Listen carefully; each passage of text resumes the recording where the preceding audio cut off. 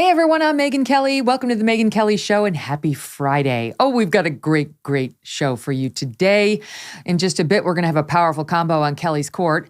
Talking Idaho, Mark Geragos and Marcia Clark, the dream team back with me. Plus, Sharyl Attkisson is coming up with a lot of thoughts on these Biden documents, among other things. But we're going to begin today with Alan Dershowitz on this breaking news that we had yesterday into today, continuing developments that a special counsel has been appointed now by the Department of Justice to look into the Joe Biden classified documents mess. Yes, another special counsel for another classified document story. What are we doing? What are we doing? We learned yesterday that this has been going on for months in secret, so-called transparency, nowhere to be found. No media reporting. I guess if you're Joe Biden, you get to find your own documents and break the news yourself after managing it for 3 months behind the scenes. So why are we just finding out about this now? And what the hell? Why is it drip, drip, drip? Why is it like, okay, we found one, but then, oh God, there's another. Oh wait, no, there's a third. And like, who is managing this, right? It raises all sorts of questions about the ineptitude of those supporting President Biden on this. And more importantly, what the legal ramifications of all of this are for Donald Trump. For Donald Trump. Yeah, for Joe Biden too, I guess. We'll talk about it. Joining me now, one of our MK Show favorites, Alan Dershowitz. He's a professor emeritus at Harvard Law School and author of The Price of Principle. And man, is that a subject he knows a lot about, having lived it personally for a long time. Whether you want to get more fit, be a better parent, or get more done at work, there is one thing that is going to help you: better sleep. With Miracle Made sheets, you can tap into the power of self-cooling temperature regulation, which has been shown to improve sleep quality by up to 34%. Miracle Made sheets have self-cooling properties for better quality sleep using silver-infused fabrics originally developed by NASA. They are luxuriously comfortable without the high price tag of other luxury brands. Stop sleeping on bacteria. Clean sheets mean less bacteria to clog your pores and fewer breakouts and other skin problems. Go to trymiracle.com/MK to try it today. Save over 40% and be sure to use our promo code MK at checkout to save even more. And you get 3 free towels with that promo code too. So easy to remember, MK. Get yourself those 3 free towels. Miracle is so confident in their product, they back the product with a 30-day money-back guarantee. Upgrade your sleep with Miracle Made. Trymiracle.com/MK. Use that code MK to claim your 3-piece towel set for free and save over 40% on your order. Again, trymiracle.com/MK. Alan, great to see you. How are you? I'm doing great. Thank you for having me on. I always enjoy talking to you. Good. And I love your podcast. I always listen to it. Very informative. So, okay. I mean, you tell me what you think. I think this special counsel looking into Joe Biden never would have happened had they not been going after Donald Trump this aggressively. I don't think it's going to lead anywhere, even though they've gone after civilians for far less than what Joe Biden has admitted to doing. But the thing I'm most interested in is how, in your view, does all of this affect the case against Trump? Because now, just to update the audience, as I mentioned in the intro, we have not 1, not 2, but 3 discoveries of Joe Biden holding classified documents, including top secret documents at 3 different places. His Washington, D.C. office that was connected to his work for University of Pennsylvania after his vice presidency, his home in Wilmington, Delaware, out in the garage next to his Corvette, and now a 3rd disclosure late yesterday of a document, at least, coming from inside that same home. What do you make of it? Well, first, I think there will be more disclosures, not only of documents improperly handled by Biden, but by previous presidents. This is something that must have been happening for years and years and years. And it was only the fact that the Justice Department went after Trump so aggressively with a search warrant and with a complete search of the home that has even made this a story. This is a perfect example of tit for tat politics. The Democrats go after Trump improperly, unconstitutionally, and now, of course, the Republicans are going to get even. And the victims are the American public who don't benefit from this. In the end, nothing will happen. I rarely ever make perfect predictions on the media. Here, I'm going to make a 100% certain conviction. There will be no criminal prosecution of Donald Trump or of Joe Biden. They cancel each other out unless, obviously, more information comes out that shows obstruction of justice or Richard Nixon type behavior. But this makes it clear as can be that you can't have a double standard of justice, particularly when two people are running against each other for president. That's why special counsel was appointed, because they appointed him against Trump. So they had to appoint him against Biden. Everything has to be equal, and one will cancel out the other. I totally agree with everything you just said. This is window dressing on the Biden side to make it look like they're both being treated the same for what would normally be a slap on the wrist, like, okay, give us back the documents. And I realized Trump went further than that and said, kept arguing past the point of return. And now they actually claim that he lied through a lawyer about having given back all the documents when in fact he hadn't. They'll fight all that out, maybe. But the bottom line is, in the mind of the American people, this is classified information being kept by a former vice president and a former president, and they're going to see it as the same. And if they get different treatment, it's going to be extraordinary under any circumstance, Alan, but especially when you're talking about the unprecedented act of indicting criminally a former president, which they are thinking about doing to Trump. Look, I think there are very few things that all Americans agree on. But the one thing that all Americans agree on is that the Trump situation is different from the Biden situation. Half of America thinks that Biden is worse. Half of America thinks that Trump is worse. And each of them has a point. Trump was worse in the sense that he didn't come forward and disclose immediately. There may have been some misstatements. There were materials found after there were assurances they wouldn't be found.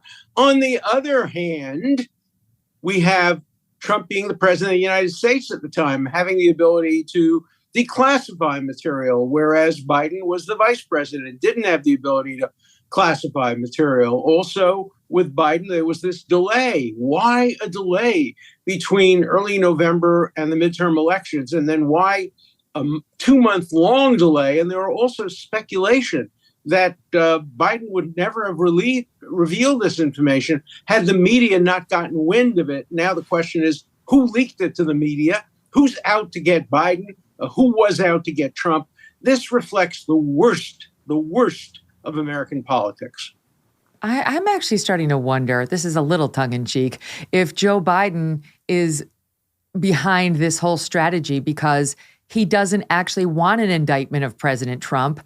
He's offering something that would make it less likely because he'd prefer to run against him. That he said publicly, that's the one thing that'll guarantee I run again. And he really believes Trump's beatable. And maybe he's doing something, I don't really think this, but it did occur to me, maybe he's trying to keep Trump in the political game. Well, look, this certainly does keep him in the political game. There are all kinds of machinations in politics. We don't know what the motivations were. I think the most likely scenario is that both of them simply screwed up. They didn't do anything in order to sell classified material to the Chinese. Each are claiming a China or a Russian connection. It's very conspiratorial. When there are two options, malice or stupidity or carelessness, you always go for the stupidity and the carelessness. And so I suspect that both sides were careless. I suspect that previous presidents were careless too, and that before this investigation is over, we will find classified material in the possession or having been in the possession of previous presidents as well. For me, the implication is let's change the law. Let's have far less classification. By the way, Biden can do something very interesting as the president. He can now declassify the Ukrainian material that he got when he was vice president, so he can allay all suspicions that he took this material for an improper purpose. He now has the power for purposes of transparency to declassify. Now, there may be some stuff that's very secret and shouldn't be declassified, but much of it can now be declassified. And let's hope that in the future, A, we have narrower classification laws, B, narrower criminal laws. This idea of weaponizing the criminal justice system, each side against the other, it's let's include a willfulness, a specificity requirement in the law before you can charge somebody with criminal behavior. By the way, that should apply not only to former presidents, it should also apply to people in the Army, low-ranking officials, many of whom have suffered grievously from having accidentally or inadvertently taken home a piece of classified material. So the time has come to review this whole mess of criminalizing classified material. Let's make it simple. Let's create a single standard, and let's put this behind us. I, once again, agree with literally every word you just said. All of it. We overclassify. I guarantee you, Carter, Obama, George W., Bill Clinton all have classified documents sitting someplace in their homes or apartments right now. And we just don't know about it because they didn't have a nosy national archivist who decided to poke the bear. And in Biden's case, they didn't have lawyers who went back for some reason to take a hard look to see what's there. And there's a lot of debate about what made his lawyers do that. Is it just the Trump scandal? Did they want to make sure? I mean, I don't know. Those are some of the questions we have to answer. But here's my question for you, having agreed on everything. Here's the sticky wicket. Andrew McCarthy raised this over at National Review. What about people like Kendra Kingsbury, former FBI analyst, who right now is looking at the prospect of 10 years in prison, potentially, for taking classified documents and keeping them at her personal residence. The lead prosecutor in this case, David Raskin, who was subsequently tapped by Attorney General Merrick Garland to assist in the Trump document investigation at Mar-a-Lago, he argued Kingsbury knew her personal residence was not an authorized location for such storage, and having unauthorized possession of these 20 documents relating to national defense was not okay, he says. She willfully retained the documents and failed to deliver them to an officer or employee of the United States entitled to receive them. Now, Andrew raises the point that the Washington Post did a report on Kendra back in December, trying to say, see what's going to happen to Kendra? That's what should happen to Trump, right?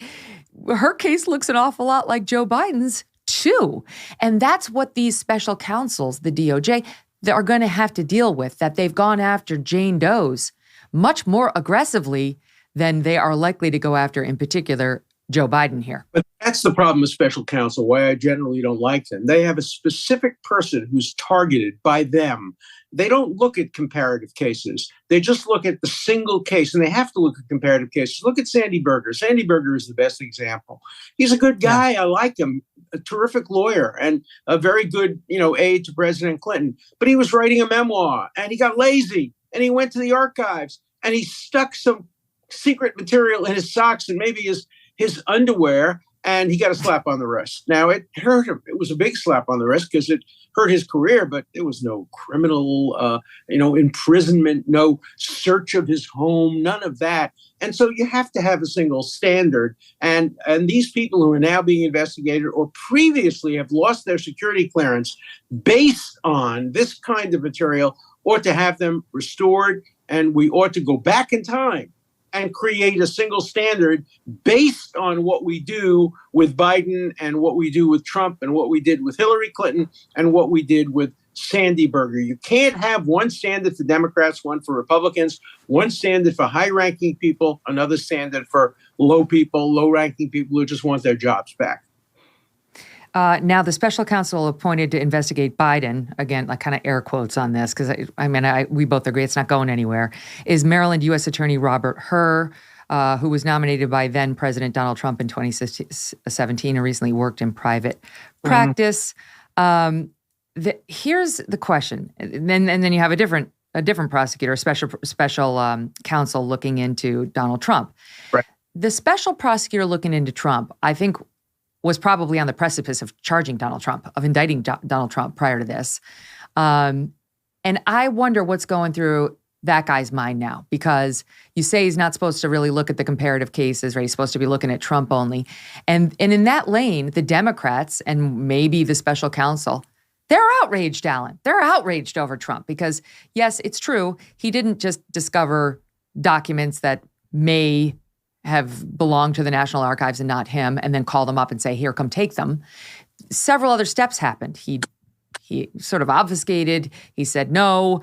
He submitted this sworn declaration by his lawyer saying we've given everything, and then it turned out they hadn't given everything. And maybe there are reasons for that. Maybe we'll learn at some point why they did that, and it'll sound less pernicious. Yeah. But this guy, is this guy going to be persuaded? Because to me, it's a political argument. You look over the Biden lane, you say, what's this going to do to the fabric of the country? It's a huge deal to indict a former president. We've never done that before. Oh, figured. And now you're going to, so like all the considerations to make him not do it are political, not legal. That's the point I'm trying to get to. No, it's bad to indict a former president. It's 10 times worse to indict a man running for president against the incumbent who appointed you for office, which is why I never believed, even before, and I wrote this, even before these recent disclosures about Biden, I never believed that Garland would accept, even if there was a recommendation from the special prosecutor to prosecute Trump. You cannot prosecute Trump if you didn't prosecute Hillary Clinton, if you only gave a slap on the wrist to Sandy Berger. And now, of course, with Biden, it's impossible. But I do not believe that Garland would have indicted the man running against the man who appointed him for president. That would create such division in this country that it could lead to what happened in Brazil. That's the danger here. And we're already a divided country. Let's put this behind us. Let's understand that everybody makes mistakes when it comes to classified material. Let's clarify the law. Let's stop weaponizing the criminal justice system. Let's stop doing tit for tat politics as if two rights are wrong. Two wrongs make a third wrong. And here wrong. But let's talk about how it would play out, because I actually disagree. I think Trump is about to get indicted, but I don't think there's any way they can do that now. Either way, we both agree they can't do that now. And it's not going to happen. So what would happen if the Trump special counsel said, Biden documents be damned. I don't care. It's not the same. Biden kept him next to his Corvette. So it's different. But anyway, he thinks he's got Trump by the jugular. You know, he's like, he lied under oath, or his lawyer did, and all the stuff that may have been exciting him and other Democrats. What happens if he says, I don't care, I do want to indict him? Does he have the final say? Does Garland have the final say? And would anybody be allowed to consider the politics of it? Well, Garland definitely has the final say. He would not say he's considering the politics of it. He would say he's considering not only justice must be done, but must be seen to be done. And if you have half the country believing that a double standard of justice has been applied, he's not going to do it. You know, I wrote an article for the Wall Street Journal entitled, Whataboutism? That's what the Hillary Clinton people were saying. They were accusing the Trump people of arguing whataboutism because Trump was always saying, well, what about Hillary Clinton? What about Sandy Berger? And I defended whataboutism. I think in America, you have to have a single standard of justice. So it's fair for either side to say, well, what about the other side? And so there are two alternatives. One, indict them all, and the other is indict none of them. And I think the result will be to indict none of them. And I hope by you bringing up these other cases of people in lower level positions who are now subject to criminal investigation or losing their security clearance, I hope we go back and rethink all of those and reconsider all of those and let people get on with their lives and start anew and make it clear what the rules are and apply the rules fairly to everybody, set up procedures for every president when they leave office to make sure they don't have the ability to decide what's brought to Mar-a-Lago or what's brought to the Corvette garage. That becomes something that the government of the United States takes responsibility for doing. Mm-hmm. And just as a reminder for our audience, the Justice Department policy is not to indict any sitting president, but that does not prevent them from indicting somebody who loses his run for a second term or somebody who decides not to run for his second term. So Joe Biden in this imaginary world would still potentially be on the hot coals. But again, neither of the lawyers you're listening to right now believe that that special counsel investigation is going anywhere. The really interesting thread is, what does it do to Trump? Go ahead, Alan. People may very well move for the impeachment of Biden based on this information. And I would be just as opposed to that as I was to the impeachment of Trump. In order to impeach, you have to have treason. It's not treason. Bribery. It's not bribery. Or other high crimes and misdemeanors. None of this fits that criteria, but you can bet your bottom dollar that the Republican tit-for-tat politicians We'll have hearings on this. I hope they're not like the January 6th hearings, which were the worst hearings in American history since McCarthyism. The other side had no chance to cross-examine. The other side had no chance to subpoena. I hope that isn't repeated by the Republicans, but it may be. And so we may see indictments, although I think we won't see them. We may see impeachment. We may see an effort to get impeachment. And of course, there are now enough Republicans in the House to impeach. All you need is a simple majority. But I hope that doesn't happen. And if it does, I will defend Biden as vociferously as I defended Trump, even though I disagree. Well, Trump did, and I no, disagree. Biden did. It's 100% going to happen if they prosecute Donald Trump. I mean, Joe Biden will be impeached if they prosecute Donald Trump and not go after Biden. Though great, principled, and brilliant Alan Dershowitz. What a pleasure. Thank you, sir. My pleasure. Thank you. All right, and coming up next, Sharyl Attkisson, another brilliant, principled person, will join us on exactly how this has gone down. She's seen some red flags in the messaging that we're getting, and she's always great on red flags when it comes to our elected officials. If you're like me, you're growing more and more concerned about the future. The market's all over the place. Inflation's at its highest level in 40 years. Interest rates are skyrocketing, and market experts continue to use terms like recession, economic hurricane, and unprecedented. If you want to protect your future, try a precious metal dealer that gets the highest ratings possible, and that's American Hartford Gold. They can show you how to protect your savings and retirement accounts by diversifying your portfolio with physical gold and silver. All it takes to get started is a short phone call, and they will have physical gold and silver delivered right to your door or inside your IRA or 401k, and they keep it simple. They are the highest rated firm in the country with an A+ rating from the Better Business Bureau and thousands of satisfied clients. And now, as an exclusive offer for my fans, if you call them right now, they will give you up to $1,500 of free silver and a free safe on qualifying orders. So don't wait, call now.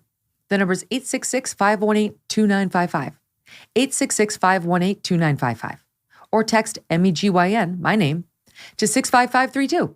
All right, so call 866-518-2955 or text MEGYN to 65532.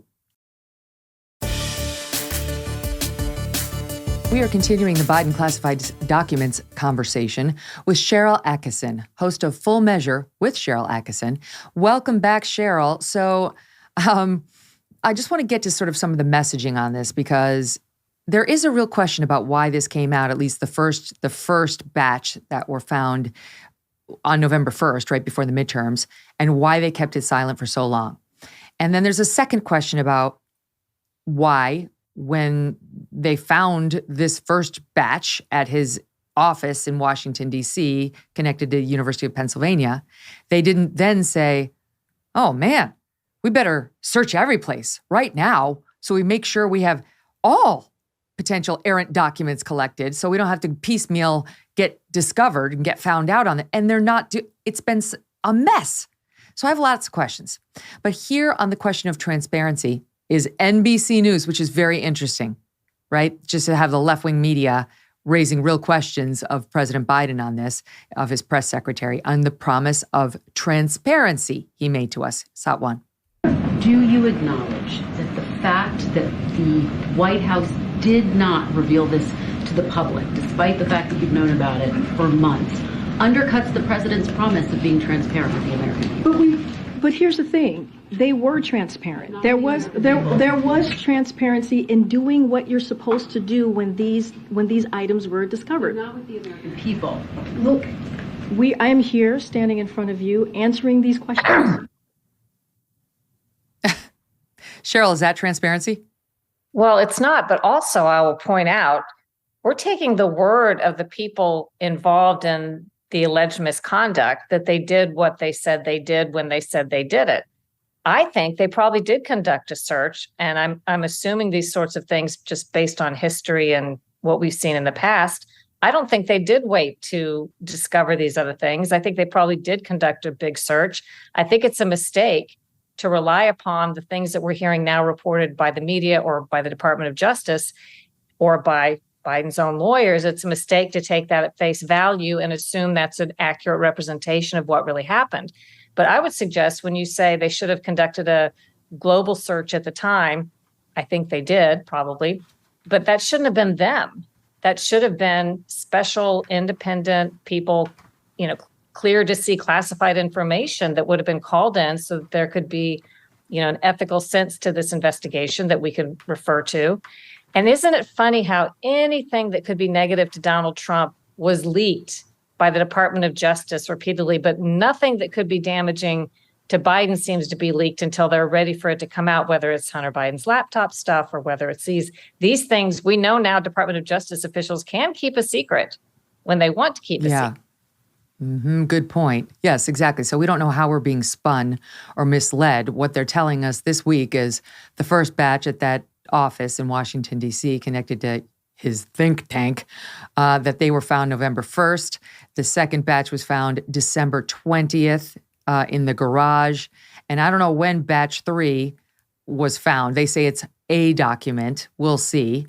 But that's another one, classified document that was found inside Mr. Biden's home in Wilmington, Delaware. I mean, the thing that's really aggravating, among others, is how flippant Joe Biden is being about this after lecturing us on 60 Minutes about how horrible Trump was. Here's just as a reminder, quickly, let's go back to the way he initially characterized the keeping of classified and even top secret, which is what he's done by his own admission, documents off property or unsecured or not with the National Archives. This is how he saw it, Joe Biden, in September, late September, September 18th on 60 Minutes, Top 5. When you saw the photograph of the top secret documents laid out on the floor at Mar-a-Lago, what did you think to yourself, looking at that image? How that could possibly happen, how anyone could be that irresponsible. And I thought, what data was in there that may compromise sources and methods? By that I mean names of people who helped or et cetera. And it's just totally irresponsible. And now, asked about batch 2 that was in his garage at home. Listen to him, Sat 2. Classified material next to your Corvette. What were you thinking?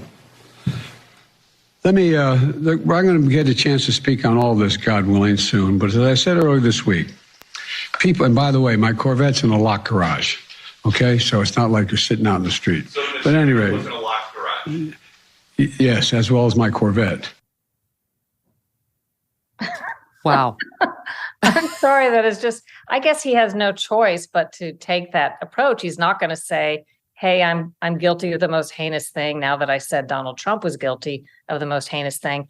But again, Megyn, it makes no sense. There's obviously still a lot of blanks to be filled in. That there was suddenly a search conducted by, $1,000 an hour lawyers of these places right before the election after Joe Biden's been president all this time. There's a reason all this took place. I suspect people knew well prior to the time we're being told they discovered the first batch of documents that there were potentially or maybe definitely classified documents in some locations that President Biden had. And there's even a chance that they knew, someone working with Biden or whoever his minders are, that they knew when he gave that interview in September and when they were attacking Donald Trump that Biden had committed some violations that could be seen as similar. So the question to that is, why would they not stop him from commenting on these things? Why would they press so hard on the Donald Trump documents? And I don't think the thing I'm about to postulate is necessarily what happened, but they make us think this way by the scheming that's happened in the past. What if they, whoever they are, already knew at the time they picked the fight with Donald Trump about the documents and decided to go to the FBI raid instead of communicating with him and dealing it in a civil matter?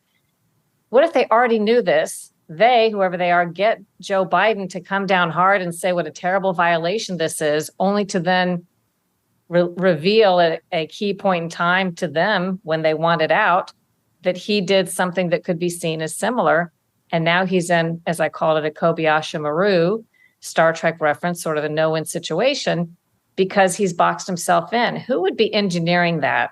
And who would want all of this to be happening right now? I don't have the answer, but we know nothing happens by accident. And these narratives don't make it on the news. This story's not out because investigative journalists did hard work. This story's out, or even because of leaks, because they, whoever they are, wanted it out right now in this exact way.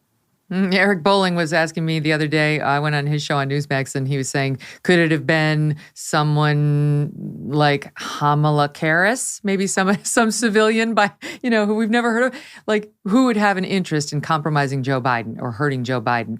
But I was saying with Alan Dershowitz, could go the other way. Could be Joe Biden doesn't want to see an indictment of Donald Trump because he recognizes he'd like to run against Trump. He thinks he can beat Trump. He thinks, I beat him once, I'll beat him again. And I don't know if I could beat Ron DeSantis. Why don't I do something to stop the Trump prosecution that doesn't really hurt me that badly politically? Well, I think I'm just speculating here, but I think if that were the case, it would be easy enough for Biden to signal that there shouldn't be a prosecution. And I don't think Merrick Garland, even though he's independent, can do what he wants. I don't think he would prosecute if Biden were to send a signal that, hey, this is a former come on, president. Cheryl. He doesn't interfere. Biden does not interfere with Merrick Garland. Okay, so then let's go further. I think Biden could signal to Merrick Garland not to prosecute Trump, and people would buy that based on the fact pattern that we have. He wouldn't have to go to the trouble of setting himself up to create this big ruse to make Garland not prosecute. Yeah, it doesn't make sense. And even like all of it leads me back to that other question, which is, under any scenario, whether it's somebody trying to hurt Biden, whether it's Biden trying to get rid of this prosecution of Trump, whether it's just Biden being, inept, I don't get why we're having piecemeal. Guess what? Another big reveal. Let's give him the benefit of the doubt for a minute and say, whatever, the lawyers just happen to be reviewing his think tank. And who, by the way, sends their lawyers to go empty out their think tank? And, now they're officially saying, those documents were found in a locked closet. When Biden spoke about it personally the other day, he said in a closet or maybe in a box, and or may or may not have been locked. And now they're like, but it's only a dozen documents. But Biden used both the term a box of documents and boxes of documents. So even in his recitation, I realize we can't put a lot of stock in the way he speaks, but it was all over the map. And now we're being told second tranche in the garage. And then we are told only one document inside the home, all of which we question. But why would it be handled so haphazardly and so, it's like the Three Stooges running this operation. I don't think so, Megyn. I think they're shrewd people who manage information for whoever they're managing it for. And this was thought out. It didn't have to come out since it happened months ago. It didn't have to come out on the day it did. And whoever decided to release it thought this out, how they, in my opinion, based on experience, they knew the first day that they were going to take a certain period of time and release more information the next day or when that happened. And there's a reason for it. I can't say what it is. One bit of speculation would be, we know people who manage information in the past have taken advantage of the drip syndrome. When you get a little bit at a time, you inoculate people past the initial shock. If you put it all out there at once, 3 different places so far that classified documents have been found, including in his house, maybe that's a worse bang than they wanted to get or thought they would get if they said, here's what we found. One day, there's a little more. There's a little more. Whoever's pulling strings on this story has decided this is the way they want it to be out. I don't get the sense it's as haphazard as I think they would like us to assume it is. Let me ask you whether that makes sense. And we just to underscore for the viewers, again, we're speculating here on the many conspiracy theories that are out there, like who could have done it, because it doesn't make sense as delivered. That's one thing we agree on. We don't know why it doesn't make sense, but it doesn't make much sense, for the reasons that we discussed. But politically, I don't see how that, if you're Gavin Newsom, let's go to the crazy place. Gavin Newsom somehow knew about this and is doing this, or Kamala Harris, or just Democrats who don't think they can win with Biden and want him to go because he's too old and he's infeeble and he's infirm.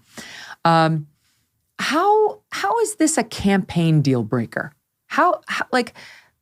He can't be the nominee because our best issue against Trump is he stored classified documents inappropriately, and now we've handicapped our ability to argue that because Biden did it.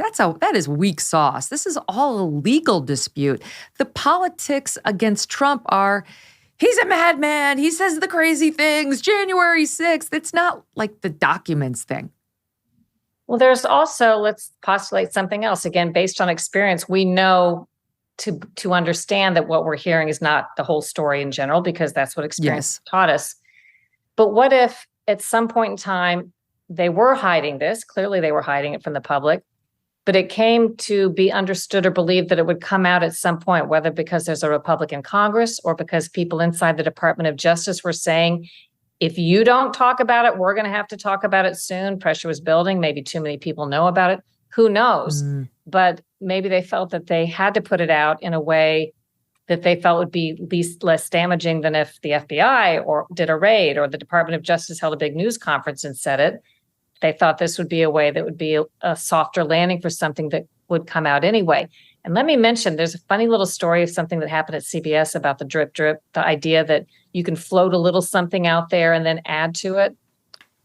When Bill Clinton was accused of having the affair with intern Monica Lewinsky, some of his top people leaked to CBS News' White House correspondent when I worked there that they were going to announce that Bill Clinton kissed Monica Lewinsky, but nothing more. This is before any admissions had been made, but that he kissed her.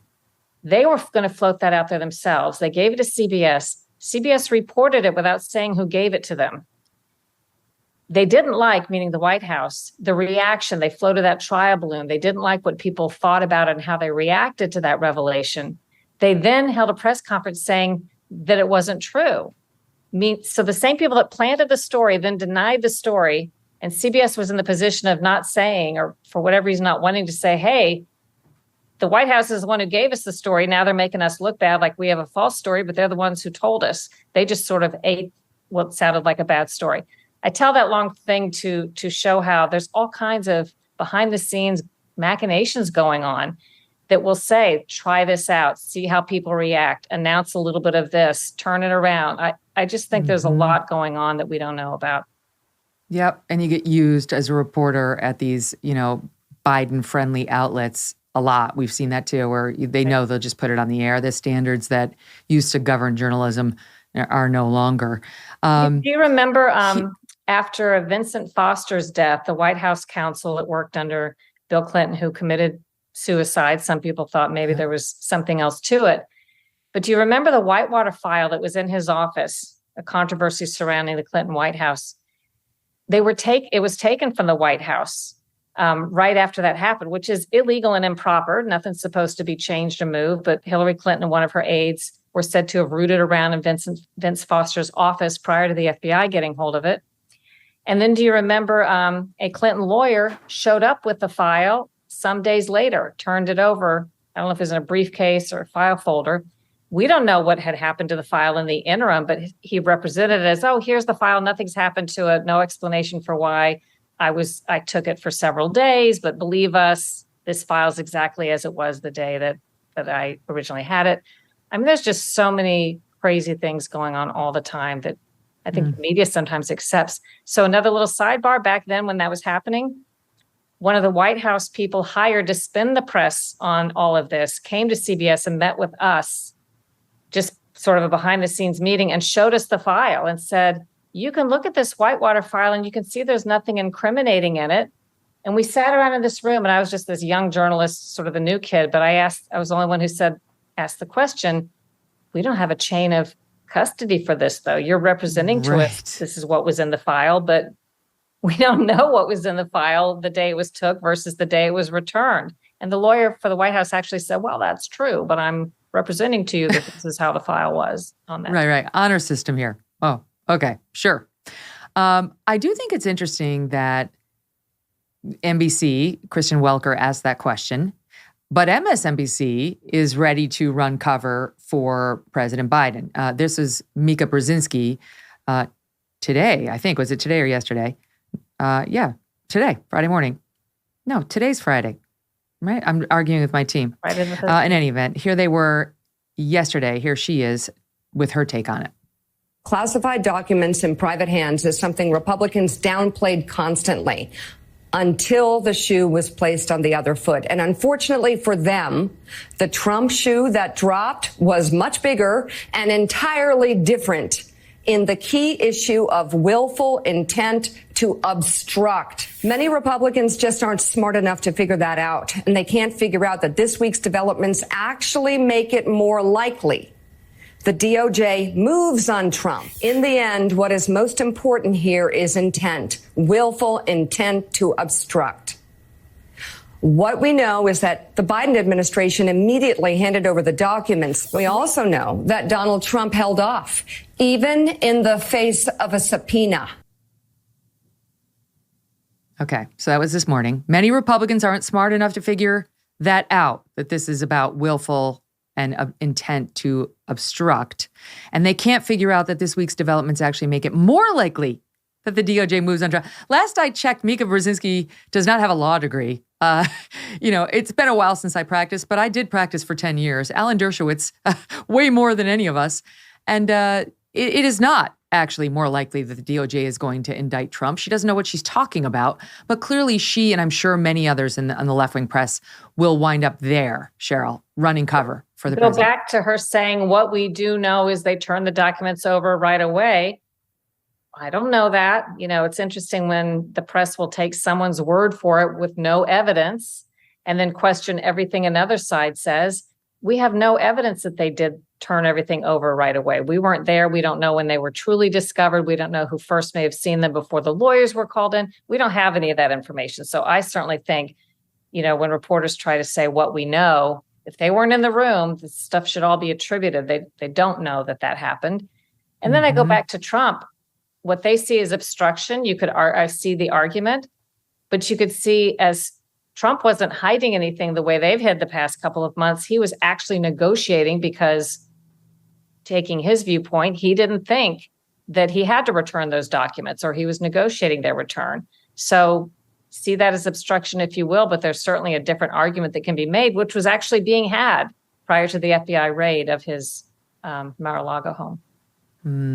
Well, shifting gears now, while we're on the subject of MSNBC, I've got to mention Joy Reid in this disgraceful exchange that happened the other night. Okay, Congressman Byron Donalds of Florida was on. He had been one of the possible alternatives to Kevin McCarthy, favored by the more conservative group that held out on some of these requirements they wanted Kevin to accede to.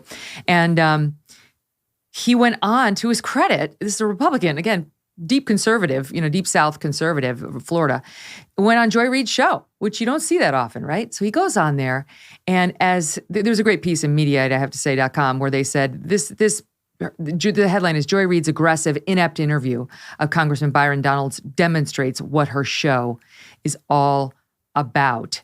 In addition to being completely flat-footed on the facts when she tried to cross-examine him about things like Social Security, and he just completely ran roughshod over her. And it was embarrassing, Sharyl. I don't think we have that part cut, but it was embarrassing because we do. Okay, we have a little bit. Let's start there about her caught flat-footed on the facts. It's SOT 9. Do you know that Social Security is going to be insolvent in 2035? It is not going to be. That is not true. That is actually not true. No, it's actually not true. Now, Joy, it's actually not true. It's actually not true. But it's actually not true. The financial community. That's actually not true. Social Security will go insolvent. That's actually not true. Those are the facts. That's not true. Should we not prepare for that? Meanwhile, the government's own watchdog is basically saying it's going to be 2033, 2 years earlier than Congressman Donalds said. So if anything, he was being generous to the government. This is what you do when you don't have your facts. It's just not true. It's not true. It's not true. Where are your facts? Where's your knowledge? She wasn't prepared, and she couldn't argue it. So she just kept trying to talk over him, and 11 times said, not true, not true, not true. The act of misleading. Let's start there. What are your thoughts? Well, I think it's not uncommon, sadly. I see more examples than I'd like to see of people on the air. I try not to do this myself. I may have been guilty of it in the past, but I try not to comment on stuff and make definitive statements on things I can't possibly know or that I haven't researched enough to know. It's okay to say I don't know or to listen to somebody, but yes, that just sounds foolish. And that's kind of surprising because I think as long as I can remember, we've had projections about Social Security's insolvency. So I don't think that's even newsy. And it's kind of sad that she wouldn't know that, or at least listen to him and understand that she might not have all the information. Right. And she doesn't have the humility to admit when she doesn't know something. Right, exactly right. She just wanted to pick a fight with him and try to represent that her worldview must be correct, even if she's lacking the facts. This was the most disgraceful part, however. Honestly, if it had been a white anchor asking this question of Congressman Donalds, there would be outrage. I guess she gets away with it because MSNBC always makes excuses for her racism against Black people, against white people. Here's the soundbite that has gotten a lot of tongues wagging, though sadly, no reaction from the bosses at MSNBC over this outrage. Sade. One of the things that, I don't know that you said it, but members have said is that they wanted to highlight the diversity of the conference. There are 4 African-American members in the House caucus, the Republican caucus. There are 56 members in the Democratic caucus. So it's more diverse.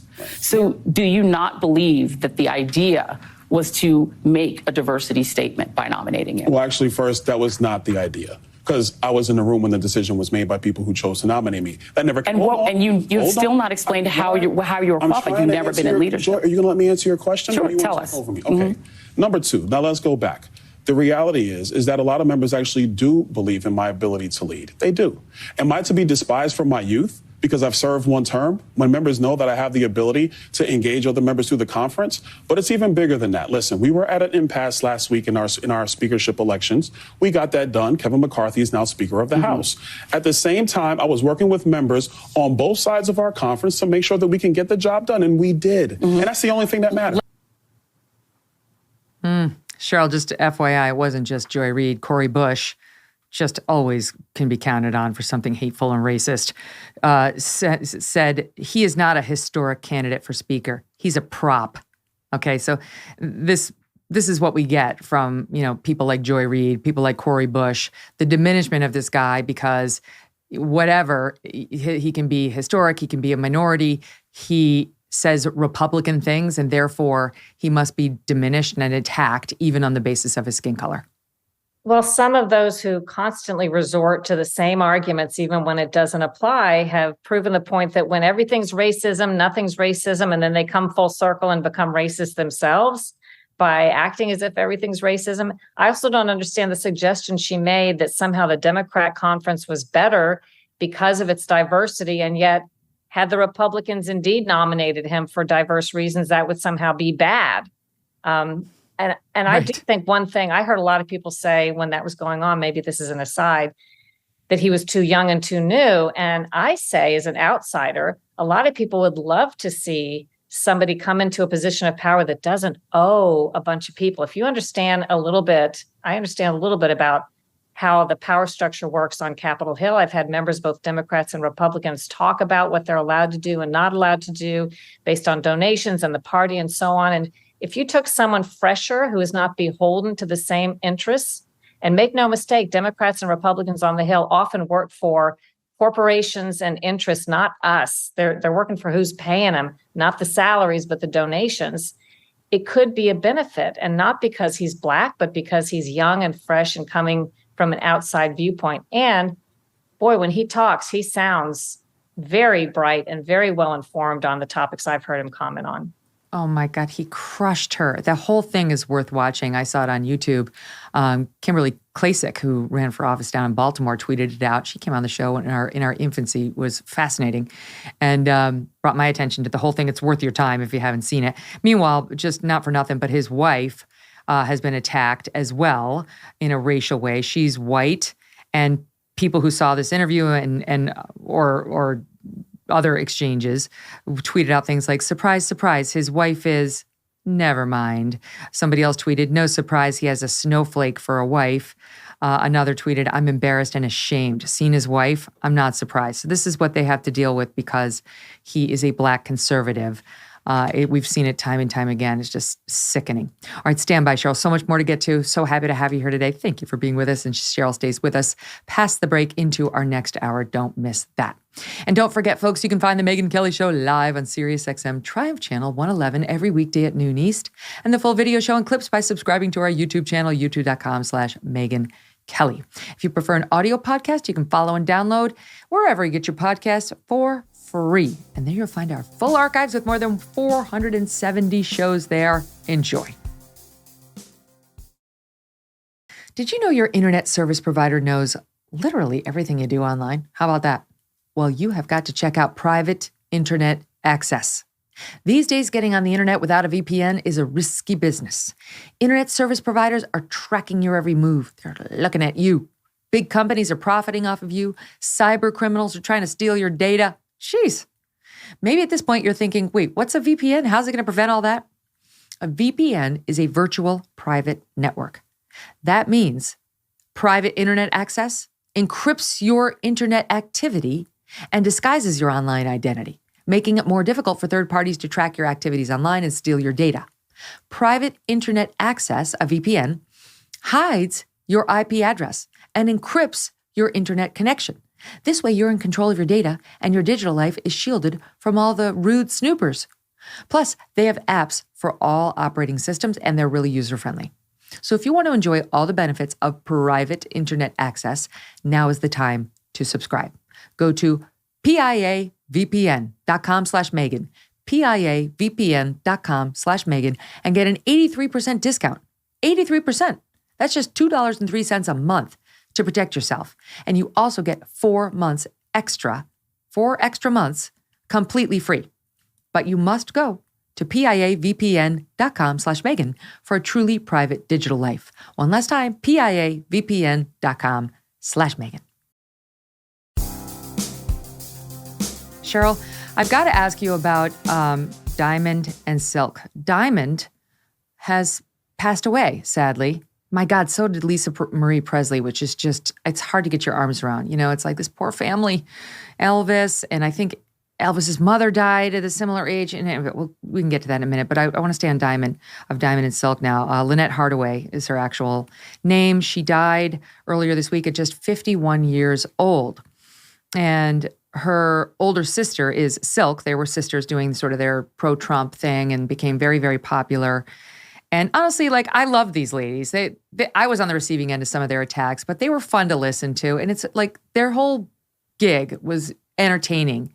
And became a big hit. They got tons of social media subscribers on YouTube, 2.4 million followers on Facebook, and so on. And they also struck a deal with Fox Nation, the streaming platform associated with Fox. So, you know, normally when somebody dies, okay, you know, it's sad and people talk about it and then you move on, talk about what their legacy was. Mark Lamont Hill, who, you know, he's bounced from cable channel to cable channel, but is now a Temple University professor. He decides to tweet out the following. Diamond, of the right-wing, Trump-loving duo Diamond and Silk, has died. In late November, she was hospitalized due to COVID-19. The duo was fired by Fox News a couple years ago for spreading misinformation about COVID-19 and vaccines. You cannot script this stuff. He goes on to add, I have no idea how she died. Right. Remember that. I have no idea how she died, and I don't claim to know her vaccination status.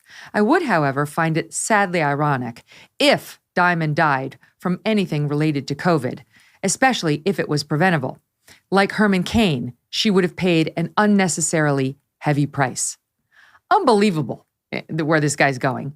And then Silk responds, I will not allow you or any other mofo the opportunity to disparage, slander, and lie on my sister and I. Where's your proof that my sister was ever hospitalized due to COVID and that we were fired from Fox? Investigate before you celebrate.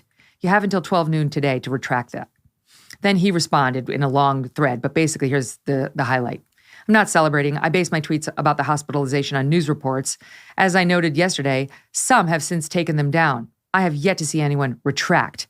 Media reports of your firing are in numerous outlets. I was also told this by a Fox exec. Then he goes on to say, I haven't actually heard you say the November hospitalization for COVID didn't happen, but if you're saying that, then I accept that and I happily retract. Would you leave this poor grieving sister alone? My God, you know, like disengage, just say you're sorry and go away. Like, good gracious. By the way, then he claims that he went and he looked at her book and claims that in her book, she made clear that she was fired. Well, Sharyl, my team actually went back and in fact read Diamond and Silk's book. And Mark Lamont Hill is not telling the truth about what he read in there. They did not Their book does not make clear in any way, shape, or form that they were fired. In fact, it talks about how they were told exactly the opposite by all of the Fox executives, that their licensing deal that they had with Fox Nation remains in effect, and that these were fake news reports that disparaged them, right? So anyway, all of it is so distasteful, and I'll add to it this. Bishop Talbert, president of the Springfield, Massachusetts chapter of the NAACP, tweets out the following. Lynette Hardaway, a.k.a. Diamond, from the MAGA Trump-supporting duo Diamond and Silk, died from contracting what she called a hoax, better known as COVID-19. The irony is palpable.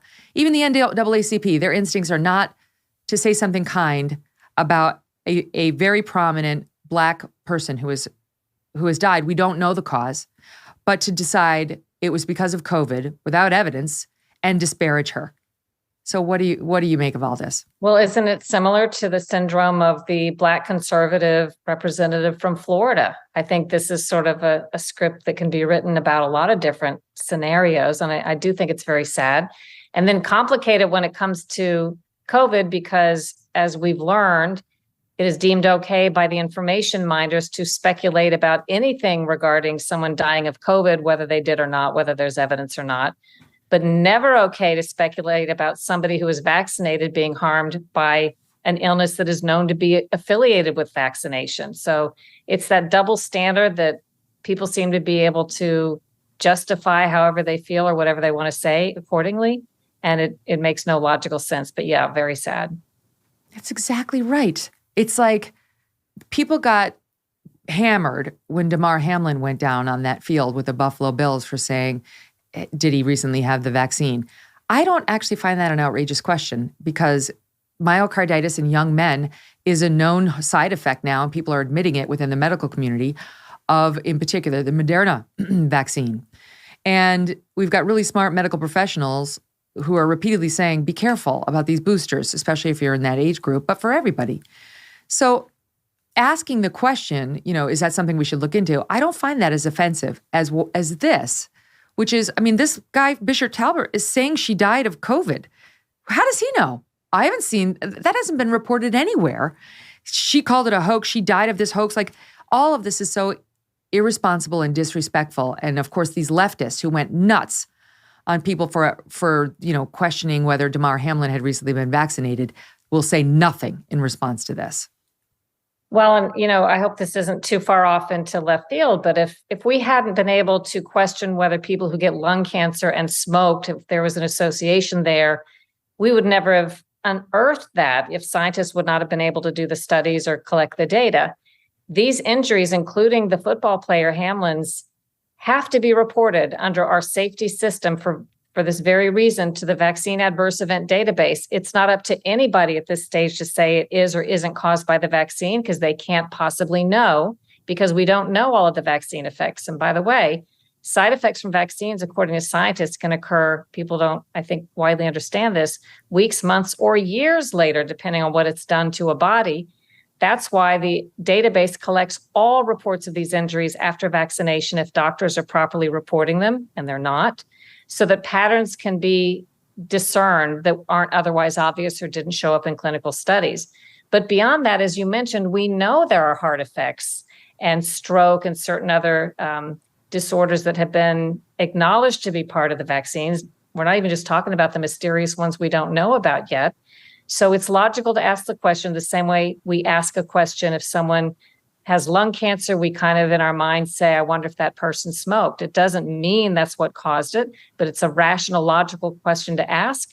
And it's something that scientists absolutely should be asking and studying, and news reporters should be asking. And the fact that it is omitted from virtually every news report I see shows you that there's an information management underway that I think could be very harmful to us understanding, the true profile of these vaccines. Yes. It's not to say if Mark Lamont Hill had tweeted out, did she die of COVID? That would be a shame. This wouldn't be a story. But he took it to a totally different place in suggesting that she may have died of the very thing she did. That he was clearly trying to attack her politically, which is just in bad form. It wasn't. Anyway. But did you say that Damar Hamlin's injury, or that his injury must be reported under VAERS? I mean, I didn't read any reporting on whether he'd been vaccinated or not. I assume he had to be, right? Didn't all the NFL players have to be? That's my assumption. If not, then no. But here's the problem. Doctors aren't asking. I have been around, I'll tell you, a couple of young people, a 20-something-year-old pregnant woman I know who came to a place I was wearing a heart monitor. And I asked her what was wrong. She said she was vaccinated and boosted. She's having all these heart impacts. And I said, did your doctor report this to VAERS as required? Certain illnesses must be reported under the CDC's guidance. And she said, no, he never asked if I was vaccinated. This is, to me, bordering on criminal. The doctors are seemingly looking the other way. Can they be that ignorant of what the rules are? And the FDA and the government and CDC are not cracking down or reminding doctors to report all of these things. And I think almost none of them are being properly reported to the database that finds patterns. And let me say, years ago, for example, I broke the story that Viagra can cause blindness, based in large part by going through the medicine adverse event reports that are collected after any kind of injury shows up after you take a medicine. That's how these things are found. FDA should have been looking for it, and they were on a parallel track, but I saw it. It sometimes stands out like a sore thumb. If this stuff isn't reported, we won't find these new patterns, and maybe that's what some want. That's, I think, exactly what some people want when it comes to the vaccines. Oh my God, that's just crazy. That's just, I mean, it's deeply disturbing to me how we're just not allowed to talk about the adverse side effects from the vaccine. It's killing people, and it needs to be stopped. You mentioned the FDA. There is news just this week that was celebrated widely, and I know you've been watching the FDA and its erosion. I think it's an erosion. Maybe they've always been this untrustworthy. But the news that was celebrated by the media was that the FDA had granted fast-track approval to an experimental Alzheimer's drug. And we, of course, are all very concerned about Alzheimer's. It affects way too many Americans. We'd love to see a breakthrough. And the news was that they fast-track approved a new drug that clinical trials showed can slow the progression of the disease. Lecanemab, developed by Japanese drug maker Eisai and Biogen, said to be the first treatment shown to delay cognitive decline from Alzheimer's, which affects over 6 million people in the U.S. But there's more to the story, and you'd have to work pretty hard to find it, Sharyl.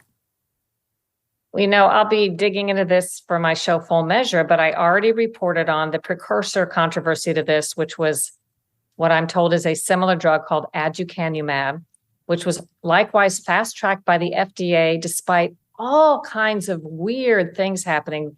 None of the FDA advisors wanted this drug to be approved, thought it would be effective and safe. There were safety signals. There were questions about conflicts of interest with the FDA and the company that wanted the drug marketed. There's questions about whether it works at all and the harm that it could do. This goes on, and there are currently, as far as I know, multiple unresolved investigations about this. And here they go and quickly do another drug sort of in the same way, according to some who are watching it. And I turn to, and will be turning to, Public Citizen, the watchdog group.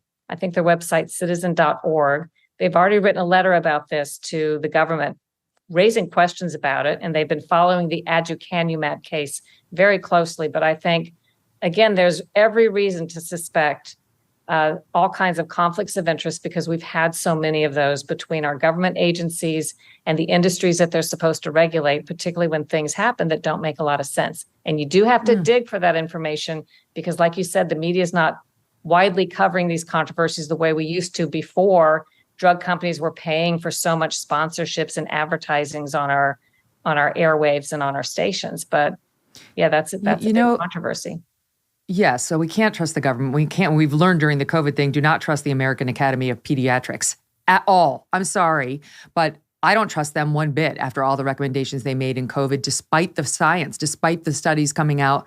I mean, universal studies that would come out and they would just completely discard them, their advice. I think they still want children to be masked right now.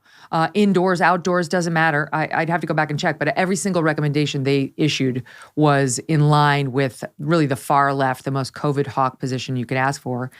And now they're advocating early surgery for obese children, early meds and surgery for obese children. And I get how problematic obesity is. Young, old, I get it. Trust me, we just talked about this last week.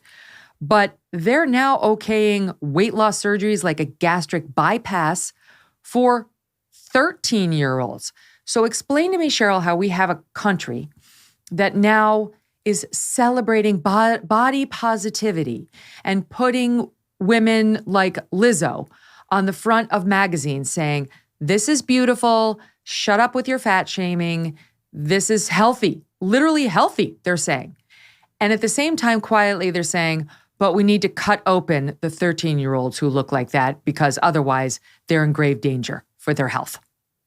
Well, it doesn't make sense, except you can, I think, logically guess that there is lobbying from whatever industries or device companies or medical companies stand to benefit, hospitals or so on, stand to benefit from whatever procedure is recommended by the guidelines or the divisions du jour. We consistently find conflicts of interest there. And this one, I'm like you, makes no sense from a medical standpoint, from a mental health standpoint.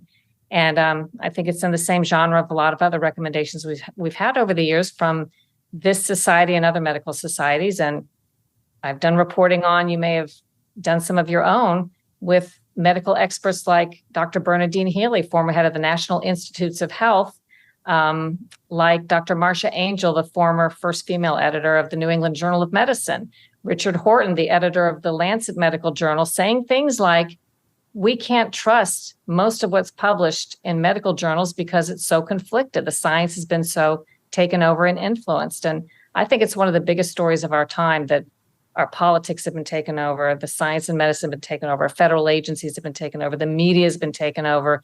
It's really hard to get a straight story and just straight information on so many topics today. This is horrendous. It's like we put out these magazines celebrating, obesity. We really do. Saying obesity is bad and it leads to a lot of health problems and you shouldn't encourage it is now considered bigoted. And so, I'm not saying that a 13-year-old is necessarily reading these magazines that are doing this, but it's the messaging right now in society. And if you say something about it, somehow you're bad. And then when they get you get some 13-year-old who's, morbidly obese, let's cut him open. Let's shrink his stomach down to the size of a walnut. And by the way, I know from not personal experience, but a family member, that surgery can lead to serious complications later in life. Serious complications later in life. So you don't proceed into a gastric bypass willy-nilly, and to give it to a kid who may not even be in puberty is really crazy to me. In any event, listen, Sharyl and Full Measure are well worth your time. This is where she does her in-depth reporting, and you can take it to the bank. She's always thorough and careful and factual, and this is one of the many reasons we love her. Thank you for being here, Sharyl. Thanks, Megyn. Have a great one. You too. Coming up next, Marcia Clark and Mark Geragos on Idaho and whether this really is an open and shut case.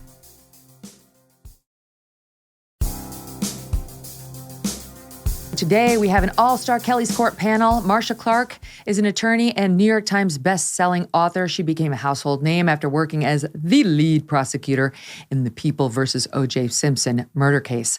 Also joining us today, Mark Geragos. Mark is a trial lawyer and managing partner of Geragos & Geragos. His previous high-profile clients include, Michael Jackson, Scott Peterson, just to name a few. Marcia and Mark, welcome back to Kelly's Court. Great to have you both. So this was just handed to me during the break.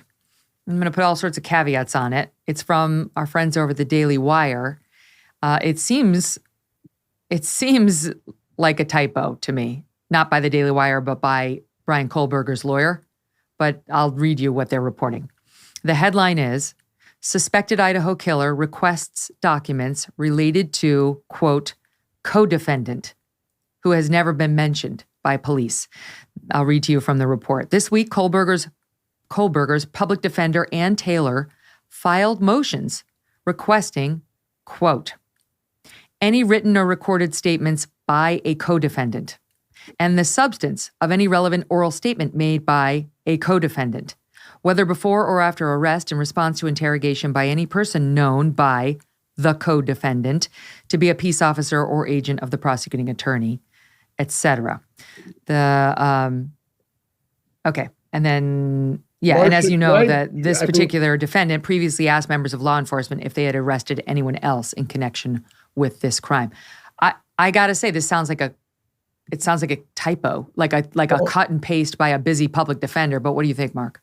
Well, I was just going to say, normally I would say in a vacuum, I would agree with you. I'd say it's a boilerplate discovery request, cut and paste, as you say, that went out there. However, put this next to, and this is why I'm fascinated, I want to see what Marcia has to say about this.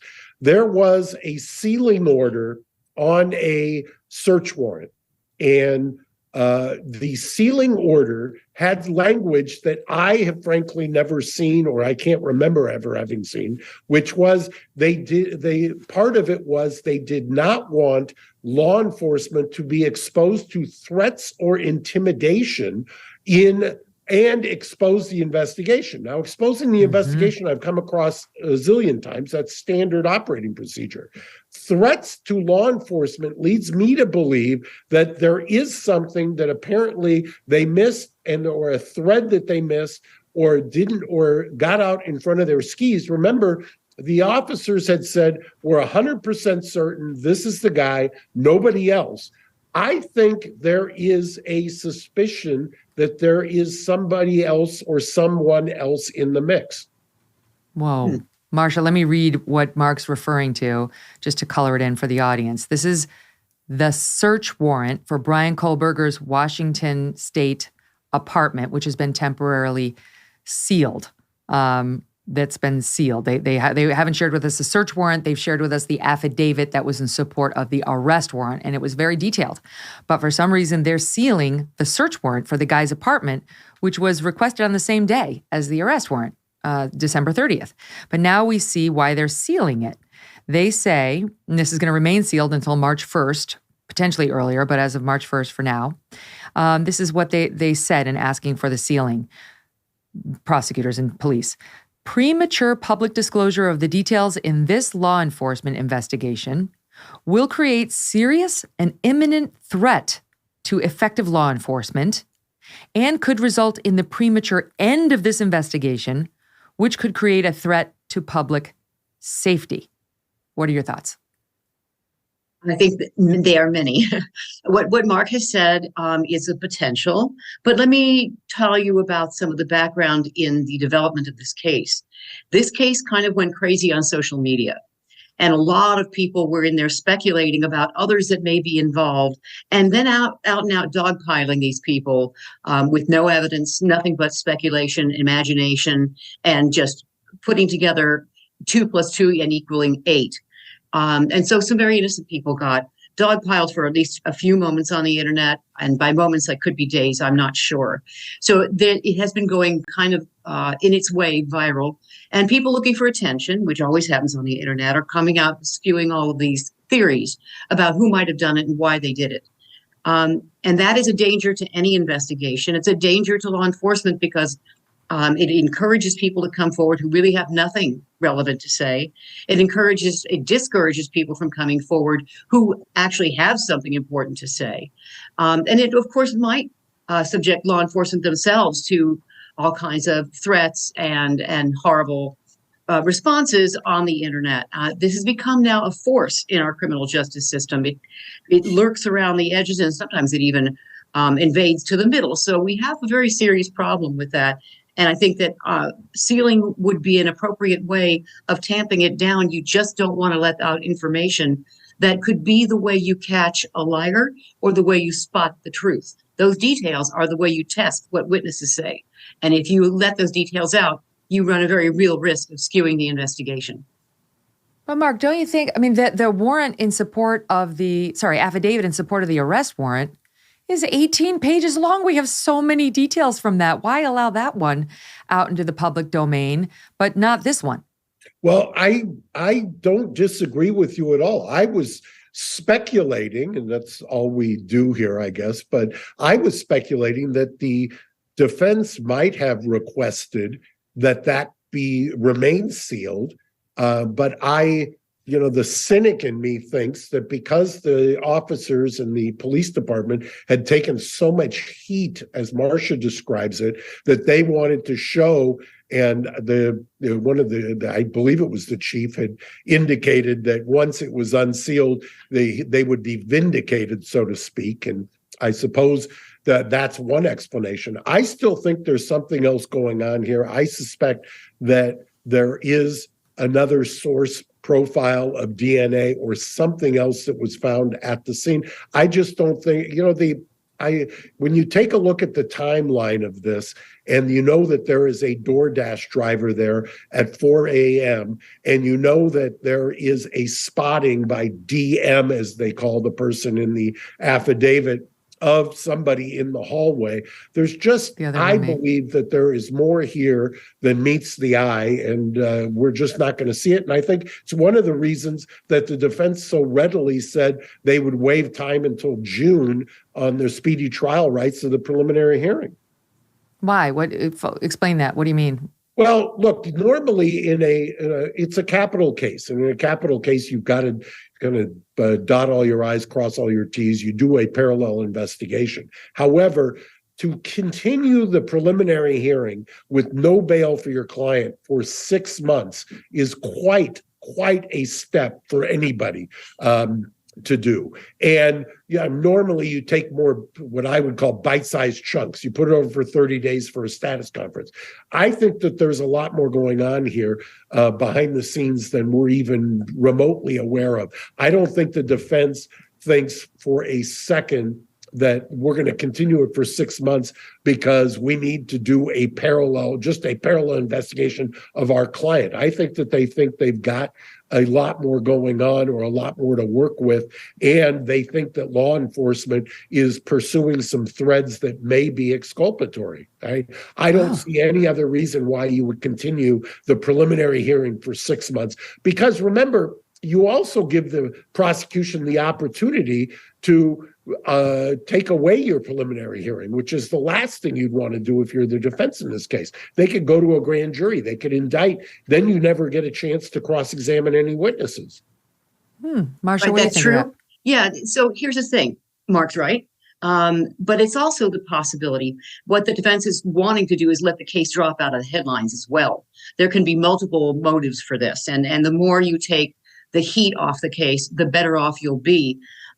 That's a possibility that feeds into the additional one, that the police are going to come up with a lot more evidence. And this is something that I was looking at. A knife stabbing is a very messy way to commit a crime. And you come up with all kinds of hair, fiber, DNA, of course, all over the place. The fact that they sealed the portion of the search warrant that says what they're searching, where they're looking, tells me that might be a tip to it. And they are going to come up with stray DNA, because you can't tell when DNA was deposited, even if you have an alternate suspect in terms of another profile that shows up that doesn't match the defendant. It may not have anything to do with the case, or it may. We don't know, but I think there's a lot more evidence they're going to be coming up with if there's doing that kind of testing, which I imagine they would be. And 6 months is probably more than enough time, I think, to at least see if there's something there for the defense to work with. Well, that's the question. So what you just said, more than enough. It's more than enough. Like they talked in the affidavit, they wrote in the affidavit that they got the dad's DNA out of the garbage 2 days before they made the arrest. So it didn't take them long to turn that test around at all and match it, according to what they say, to the button on the knife sheath. And they said that showed them that the DNA on that knife sheath was 100% the son of Michael Kohberger, the dad living in Pennsylvania. In any event, 2 days. They've had the bodies of the victims since day one, which was November 13th. And now they definitely have Bryan Kohberger's actual DNA at this point, arrested on December 30th. Here we are, January 12th, right? 12th or 13th. I'm constantly off on my dates 13th, these days. Friday the 13th. Losing my mind. The 13th. Okay. So they've run that test. Why does the prosecution need 6 months? Well, because there's going to be a lot more. Oh my goodness. That room, that whole house, the entry, the exit, the windows, everything you can imagine is going to be tested for everything. DNA, fiber, hair, touch DNA. I mean, it's just, the list goes on, Megyn. They've only scratched the surface at this point. So I think that there's this crime scene, I am sure, is going to be chock full of all kinds of information. And it takes a while to analyze it all. And you have to do it carefully too. You want to be careful about contamination. You don't want to mix samples. So I can see where that would take some time. 6 months, I don't know. But I do think that my earlier theory that the defense also would like to get the heat off of this case may play into the amount of time as well. Good luck. Marcia, tell us, Mark, what's going to happen. Yeah, go ahead. Say what you were saying, then tell us what's going to happen at that preliminary injunction hearing. Well, she makes a couple of really good points, but sometimes I've actually thought of that, put it out, continue a case, it'll damp it down. No good deed goes unpunished sometimes because of the opposite sometimes happens. In this case, look what's happened just in the last couple of weeks. All of a sudden, there's been a shift in the media from Idaho to Massachusetts in terms of kind of the focus and toggling between the cases. There's a separate murder there. And if you also to Marcia's point, if you take a look at some of the body cams of the police going there to the location and these kind of ragers or parties that are going on there, you could have a potpourri of DNA and other kinds of evidence there. So I can see that as well. Well, but this is why, and I want to talk about the preliminary hearing, but this is why Bryan Kohberger's apartment is probably, if not as interesting, maybe more interesting than the site of the murders. Because if you find DNA from the victims back at his place, that's ball game. I mean, that's ball game. If you find blood evidence or anything, so, and that's the search warrant that they were after, that's being sealed. The evidence in support of getting that search warrant is what's been sealed, and they're not sharing with us. Which leads back to the thing, Mark, about what the hell is the co-defendant reference about? And, maybe we're just reading too much into, again, a cut and paste by a busy, ill-paid lawyer. We're actually trying to reach her right now to ask that question. My team is calling, and we'll know within a day or two because this is going to blow up.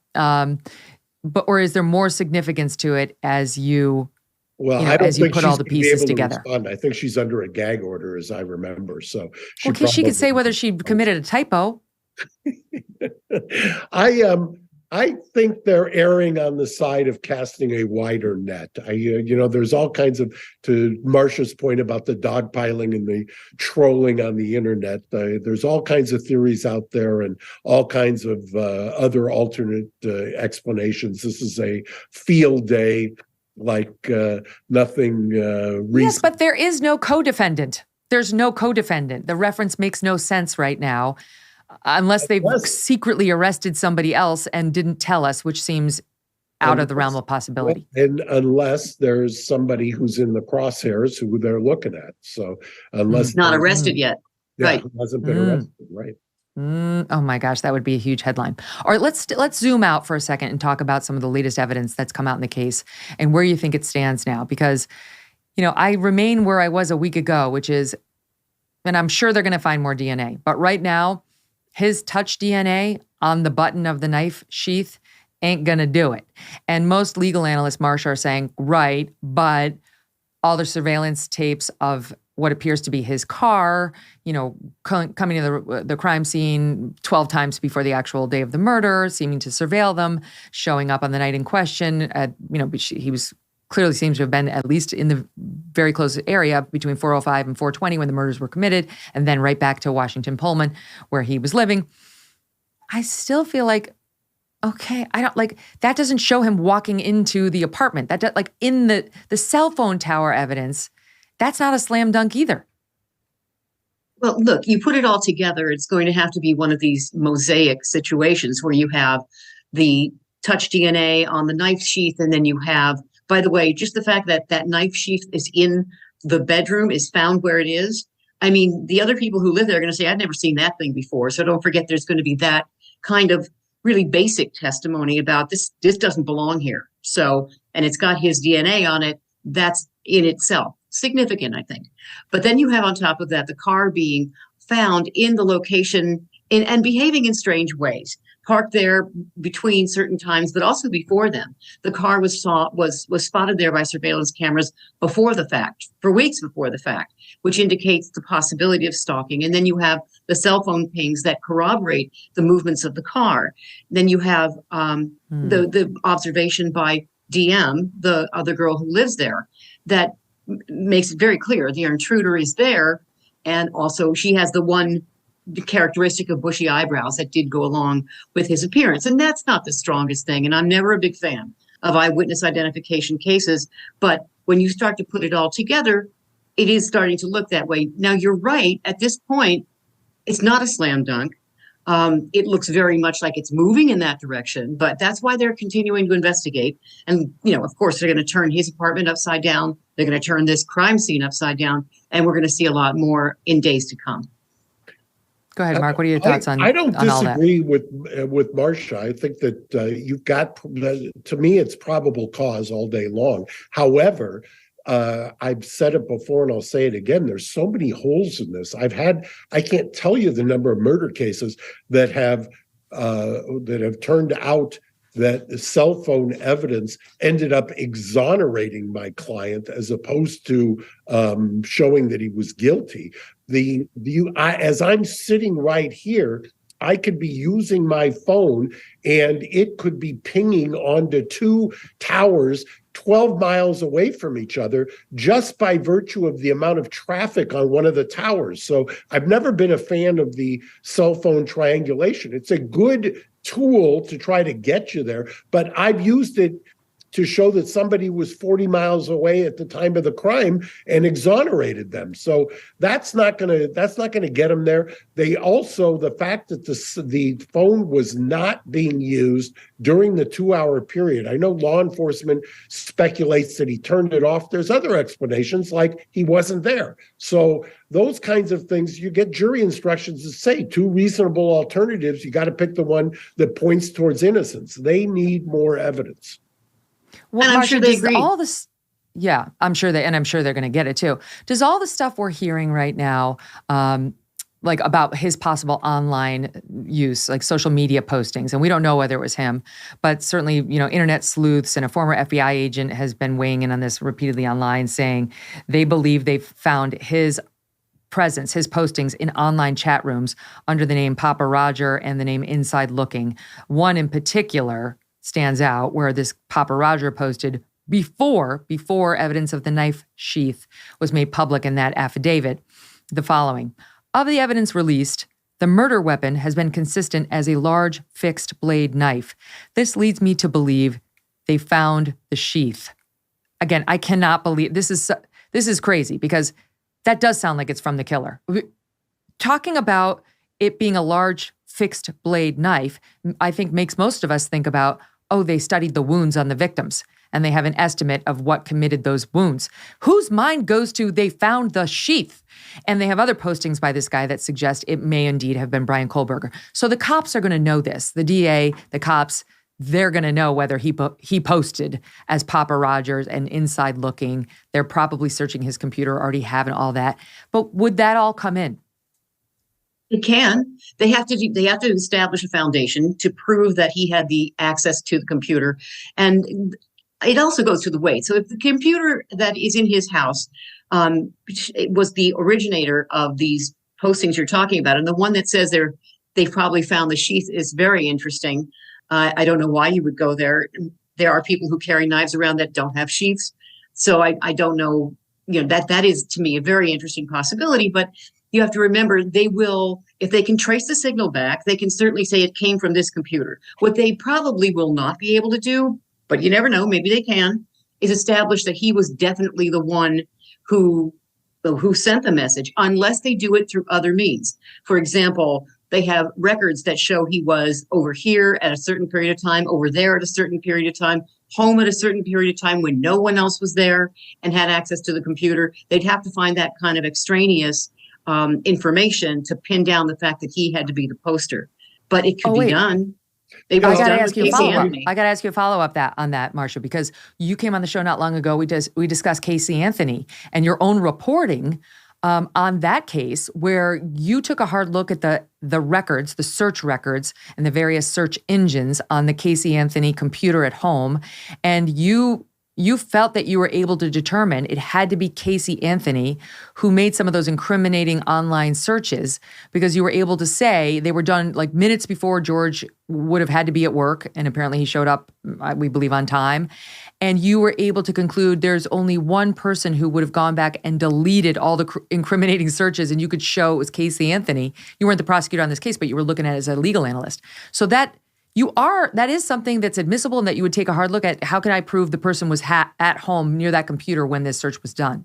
Right. It would be very important. And so you have surveillance camera footage, you have other witnesses who may have seen him, you have odometers on the cars, you have all kinds of things to prove the movements of the people involved. And especially if the mother and father or the people he's living with, let's say, were at work at the time that this message was sent, and he was the only one at home, that sort of thing is what can narrow it down and actually turn it into some compelling evidence. Mm-hmm. Mark, you wanted to weigh in. I was just going to say, one of the ways that you do that, and I've done this in a couple of trials, is if you can show forensically that somebody accessed a particular computer and it was password protected, and they entered the password prior to logging on, and then you do a reverse engineering of the IP address, that's about as compelling a testimony as you can get to show that it was the particular person.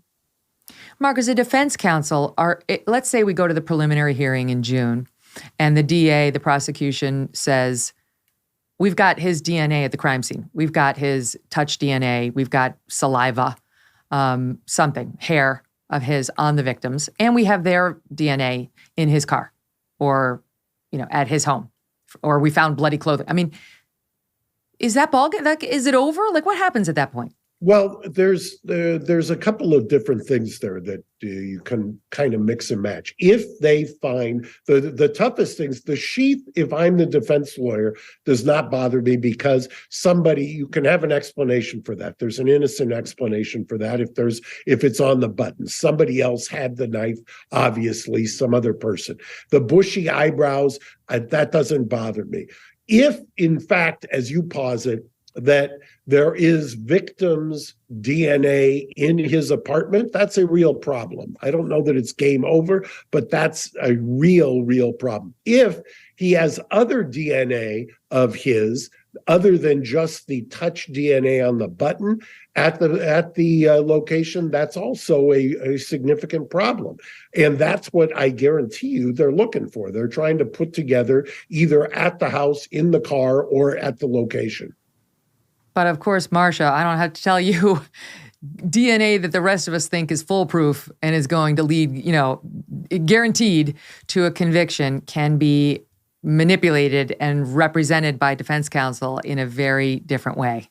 Yeah, for sure. I mean, they're going to want to say contamination. They're going to want to say mixing samples. They're going to, all of that is going to be in the mix. But don't forget, Megyn, today is not back in 1995, and people are very familiar. DNA is not the mysterious question mark box that it used to be. And when people hear DNA nowadays, they do get that largely it goes right, and largely it doesn't tag somebody else. It doesn't tag the wrong person. And I'm sure they're going to be very careful in handling the samples. I would imagine, knowing that that's going to probably be the most significant evidence that they get, the kind you're talking about. The defendant's DNA all over the room, the victim's DNA in his room, that sort of thing. That kind of combination I think it's a knockout punch if that's what they come up with. Mm-hmm. So, Mark, what's going to happen at the preliminary hearing? Like, what should we expect? Well, if there is a preliminary hearing, and I still have my doubts that the prosecution... Just to explain that, so what you're thinking, the prosecutor may say, forget that, I'm just going to go to a grand jury, because there are two different ways you can... they made the arrest. Preliminary hearing or grand jury are both what are called probable cause proceedings. Is there enough to hold somebody to answer for trial? I always jokingly say now probable cause hearings have deteriorated to the point where, is my client breathing? And but basically you get in a preliminary hearing the ability to cross-examine the witnesses. That for a good prosecutor, they want that, because a good prosecutor is going to say to themselves, I want to see how this witness is going to do. I want to see how my cop's going to do. But if you're leery of your case, if you don't think you've gotten to the point where you've got that, as you guys call it, the knockout punch, you go to a grand jury where there's no pesky defense counsel in there asking questions. The witnesses are somewhat choreographed in the grand jury. The grand jurors can ask questions, but the prosecutor's in there, and the prosecutor can deflect or do whatever they need to do. And then you get a probable cause determination, and you don't have to do anything until you get to trial. Well, fascinating. Yeah, it's ahead, a little Marcia. bit skewed to the defense side with regard to grand jury. There are other reasons, such as protecting witnesses who are in danger, or when you're worried about the news media getting a hold of things and, distorting evidence or affecting witnesses' memories and testimony. Why don't they there just are do other it reasons that to go grand jury. Why wouldn't they just do it that way in this case, Marcia? Why wouldn't the prosecutor just do that, grand jury?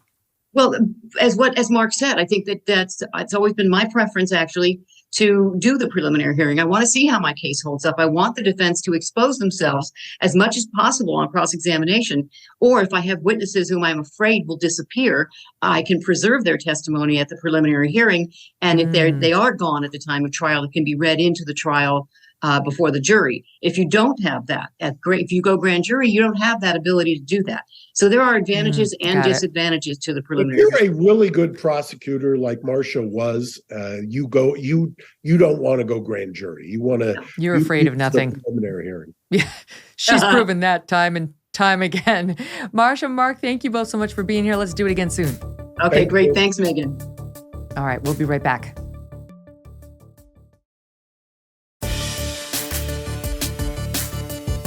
It's been a busy week here on the Megyn Kelly Show, and we've covered some of the best and worst of humanity. But today, as we head into the weekend, we wanted to reflect on these words.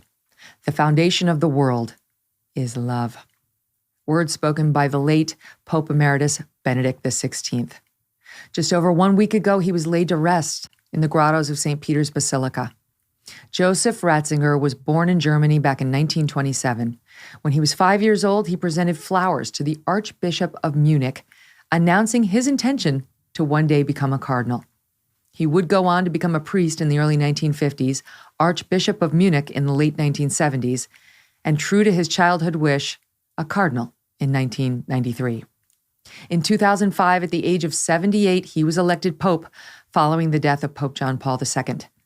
Upon his election, Ratzinger took the name Benedict XVI. He then stepped out onto the balcony overlooking St. Peter's Square and called himself a simple, humble worker in the vineyard of the Lord. He was known as a brilliant teacher and a social conservative, dubbed God's Rottweiler for his staunch protection of the church's doctrine, never bending with the changing times.